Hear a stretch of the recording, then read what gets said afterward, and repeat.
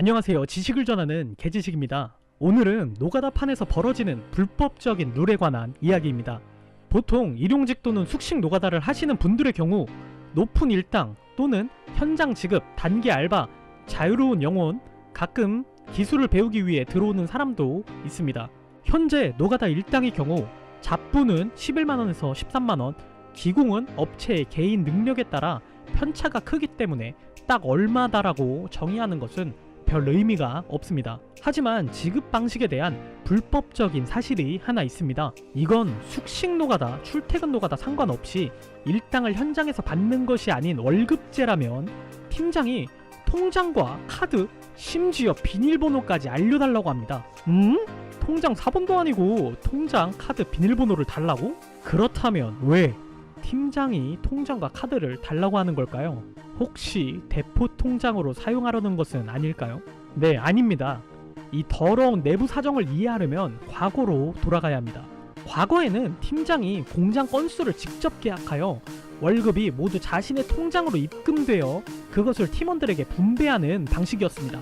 근데 여기서 재미있는 게 팀장이 사무실에서 계약서를 작성할 때 조공인데도 불구하고 기공이라고 작성하는 것입니다. 이렇게 되면 조공의 경우 공수 20일 기준 200만원이지만 기공이라 작성하였기 때문에 300만원, 즉 100만원이 더 들어오는 구조였습니다. 이렇게 분배할 때 조공에게는 200만원만 입금하고 팀장이 100만원을 꿀꺽, 이게 속칭 똥떼기라고 합니다. 근데 이게 문제가 되는 게 팀장에게 모든 돈을 넣고 분배하는 방식이기에 그 돈을 들고 튀는 사건이 점점 많아지게 되어 팀장에게 돈을 주는 것이 아닌 개개인에게 원청이 직접 주는 방식으로 바뀌게 되었습니다. 이러한 방식의 팀장급들은 어떻게 하면 다시 똥떼기를 할 수 있을까 고민을 하다가 만들어낸 방식이 일하고 싶으면 현재 통장과 카드, 비밀번호 가져와의 방식입니다. 심지어 이렇게 똥떼기를 하다가 팀원이 그만두면 대포 통장으로 팔아버리기도 하는 악질적인 사례도 있습니다. 물론 팀장들도 이 문제에 대한 이의를 제기하면 하는 말이 있습니다. 이쪽 업계에 오래 근무한 팀장의 말로는 이게 노가다의 룰이야. 아무것도 모르는 너가 어디 가서 일을 배우겠니? 지금 그 돈으로 유류비, 숙소비, 회식비, 계약을 유리하게 따내기 위한 자재값 후려치기 등이 있고, 불만이면 밑에 지방 가서 일하던지, 거긴 기공끼리 다니고 너가 좋아하는 단가를 맞춰줘. 근데 거긴 경력 없는 너는 안 쓰니 너는 거기 가면 일도 못해 라며 지금 이 환경이 너에게 유리한 것이다 라고 전했습니다. 뭐 이유는 있으나 어쨌든 남는 돈은 팀장이 꿀꺽 한다는 것이고, 물론 정직하고 깨끗한 팀장도 있겠지만 결과적으로 노동의 착취와 관행으로 이 행위는 적폐입니다. 어찌됐든 꼭 알아둬야 할 것은 통장 또는 카드를 양도할 시 전자금융거래법 위반으로 3년 이하의 징역을 받을 수 있습니다.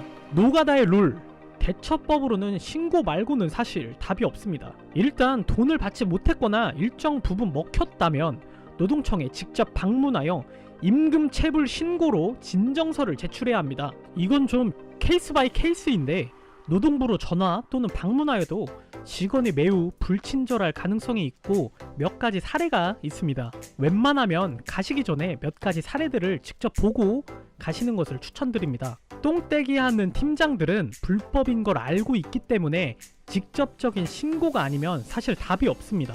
진짜 악질 팀장의 경우 근로계약서에 작성한 주소로 찾아오거나 협박하는 경우도 있는데 이건 그냥 경찰에 신고하고 형사고소를 진행하면 됩니다. 보통 진정서를 제출하면 사장 또는 팀장한테 전화가 오는데 뭘 원하는지 물어보거나 인생 그렇게 살지 말라, 이래라 저래라, 인생에 대한 훈수를 놓는 경우가 굉장히 많습니다.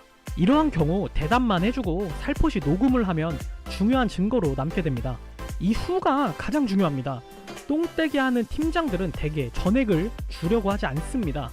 유류비, 숙박, 밥값 등등 여러가지 핑계를 대며 인간적으로를 남발하며 조금이라도 덜 주기 위한 노력을 가합니다. 사실 그냥 쉽게 넘어가시려면 여기서 적당한 선의 협의를 보고 끝내시고 진정서를 취하해 주시면 됩니다.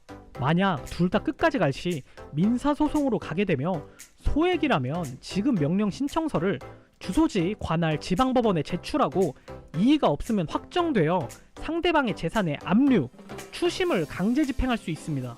만약 상대방이 이의하고 답변서를 제출하면 정식 소송이 시작되는데, 이 경우는 재판을 준비해야 하고 법원의 조정 권유로 민사 조정으로 급여를 받게 될 것입니다. 노가다판이라는 작다면 작고 크다면 큰 업종에 존재하는 진정한 적폐를 볼 수 있습니다. 이를 뿌리 뽑으려면 조직, 사회, 국가 전반에 전방위적인 개조와 혁신적인 노력이 필요할 것으로 보입니다. 물론 이 과정에서 책임자들의 문책과 처벌은 뒤따를 수밖에 없을 것입니다. 이를 방치한다면 계속해서 피해자가 나올 수밖에 없는 구조입니다. 하루빨리 적폐 청산이 이루어졌으면 좋겠습니다. 이 영상이 도움이 되셨다면 좋아요, 아니면 싫어를 꼭 눌러주세요. 여러분의 의견을 댓글에 남겨주세요.